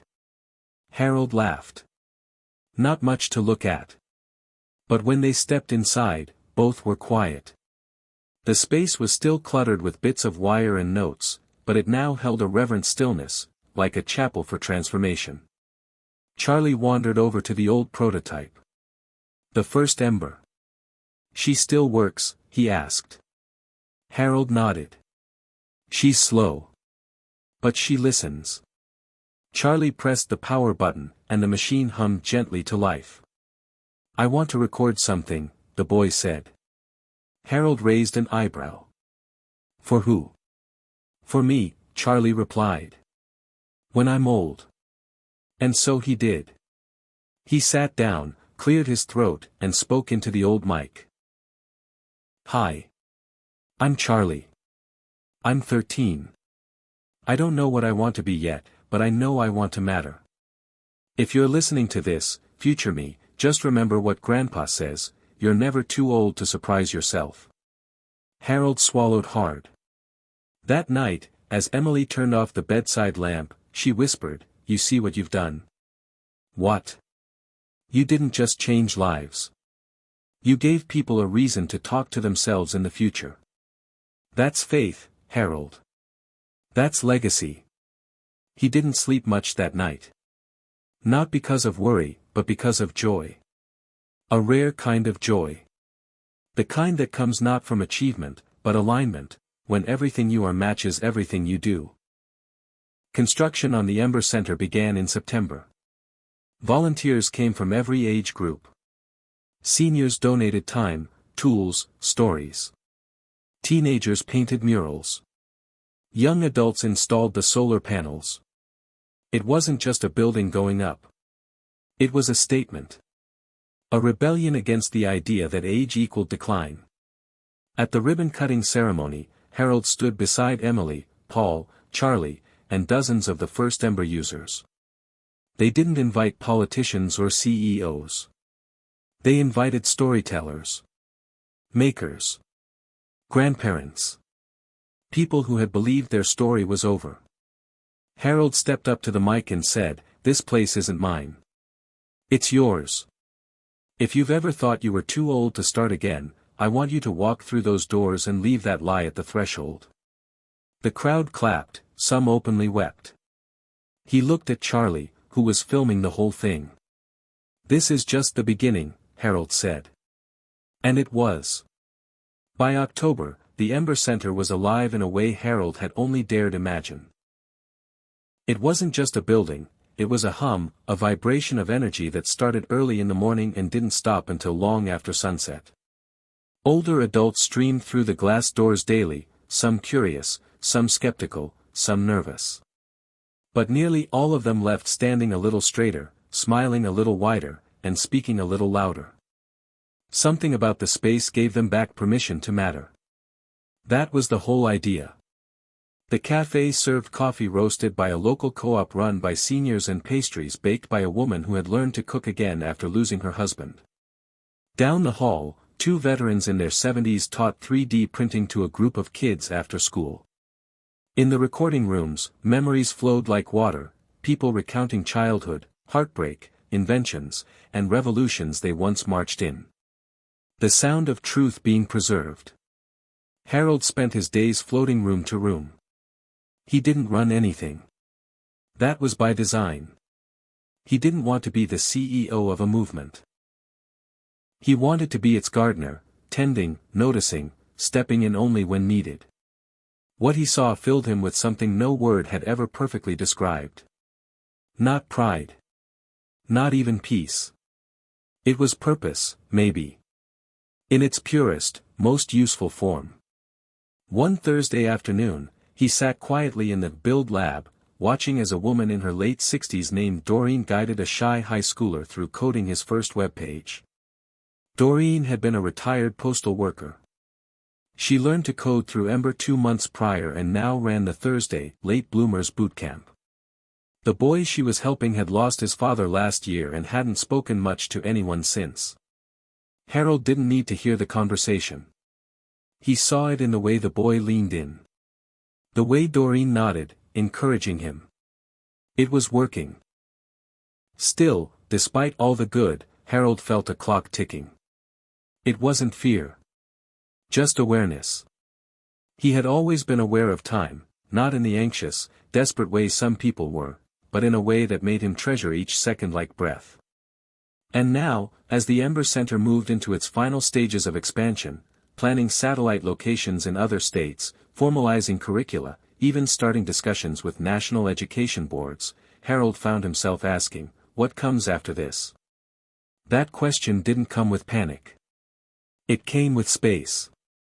He began waking earlier. Sitting outside with a notebook before the sun came up. Not writing plans. Just, listening. Sometimes he wrote memories. Sometimes single words. Once, he wrote, "What if your last act is your loudest? And under it, or your gentlest?" He didn't tell anyone, not even Emily, but he had begun recording his own Ember story. Not the startup journey. Not the headlines. But the quiet parts. The lonely mornings. The pain of losing his wife. The shame of feeling invisible. The moment he almost gave up. He recorded it not for the world, but for Charlie. For the boy who would grow into a man and maybe one day wonder how it all really began. In one recording, Harold said, "I wish someone had told me sooner that silence isn't strength. It's just a pause between who you are and who you could become." In another, "I thought the machine was my redemption. But it turns out, the people it helped, they were mine." Meanwhile, Charlie had begun visiting every weekend. The two of them tinkered in the garage again, not on machines now, but on ideas. Harold had given him a key, and Charlie treated it like a badge of honor. He'd grown into a thoughtful, steady young man. Still playful. Still curious. But more confident now. He had a small circle of friends, good grades, and a quiet ambition to create his own tech for mental health support. When he talked about it, Harold just listened, smiling. He didn't push. He didn't guide. He knew better now. Seeds only grow when they're not being yanked upward. Emily, too, was blooming. She'd taken on a leadership role at the Ember Center, organizing weekend workshops for caregivers. Her warmth had always been a source of strength, but now it radiated outward like sunlight. Harold often watched her from across the room, marveling at how life had given him a second-rate love when he never thought he'd feel that way again. One night in October, as the leaves turned and the wind picked up just enough to rattle the gutters, Harold sat on the porch wrapped in a blanket.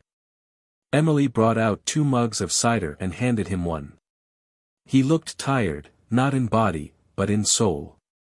Like someone nearing the end of a great sprint. "You okay?" she asked gently. He nodded slowly. "I've been thinking, what if I stepped back?" She didn't flinch. She didn't try to talk him out of it. She just sat down beside him and said, "Are you ready?" "I don't know," he admitted. "But I don't want to wait until I feel too late. I want to step back while I still have energy, to teach, to watch, to write. To just be." Emily placed her hand over his. "You've earned that." They sat for a long time, watching the moon rise. The silence between them was warm.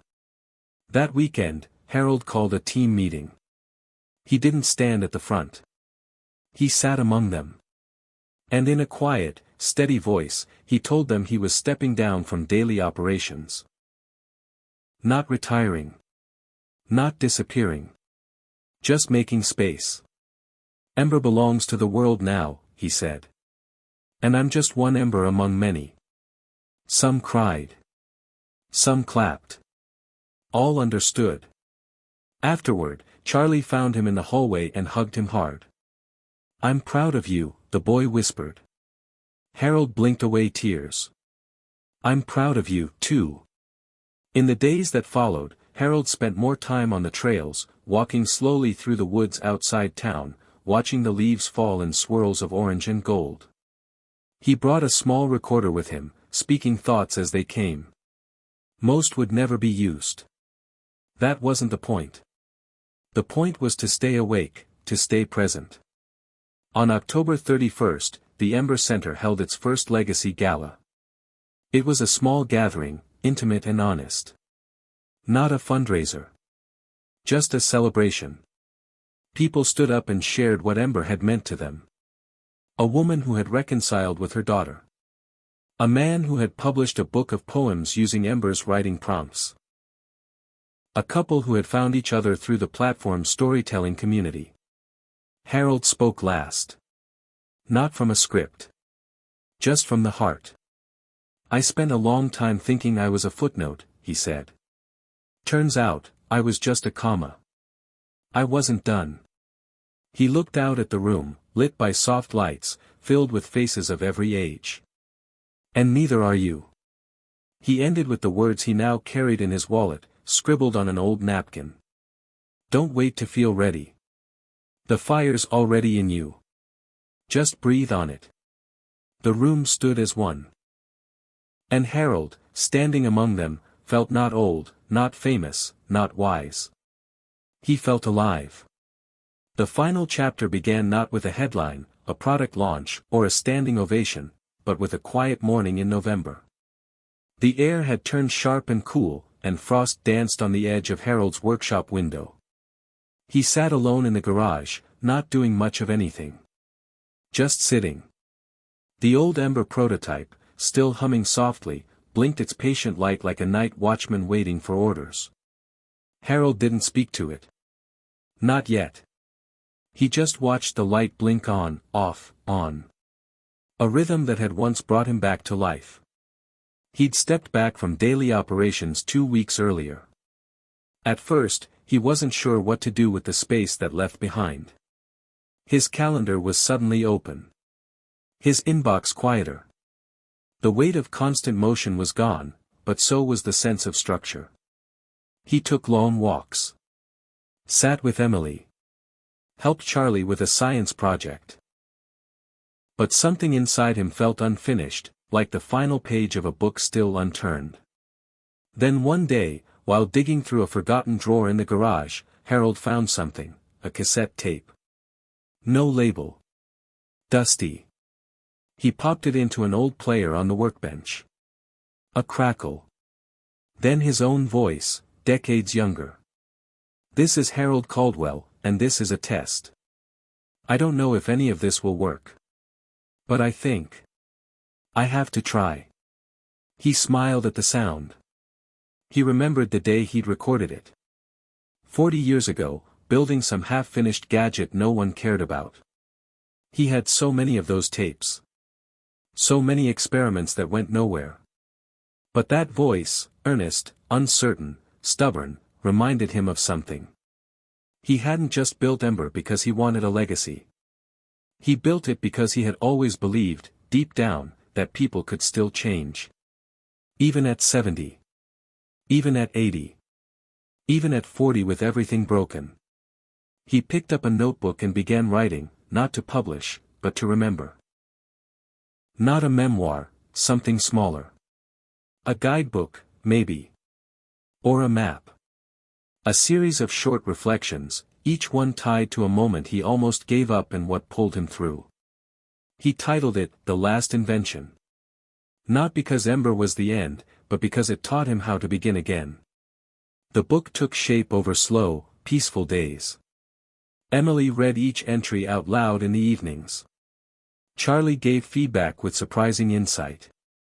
Paul dropped by with old photographs for inspiration. Harold didn't rush. He didn't need to. He was finally working from a place of stillness, not urgency. Meanwhile, the Ember Center continued to grow without him at the helm. A new center opened in Tulsa. Another in Maine. A mobile Ember lab traveled to rural communities in a converted bus. Senior-led hackathons were now a regular event. The stories being recorded weren't just stories anymore, they were shaping policy, education, even AI development. Ember's voice was being used to teach empathy to machines. It was being used to connect strangers in digital, memory circles. It had become more than a product. It was a philosophy. Harold was asked to speak at a global tech summit in December. He politely declined. Instead, he went with Charlie to the science fair at Middleton Middle School. Charlie had built a scaled-down model of the Ember platform, but with a twist. His version asked the user questions that had no right answers, only emotions. What did you lose and never talk about? Who do you forgive today? What part of your story still needs an ending? Harold walked around the display, stunned. You came up with this? He asked. Charlie nodded. I wanted it to feel like a mirror. But with memory instead of glass. Harold could barely speak. That's beautiful. It's because of you, Charlie said.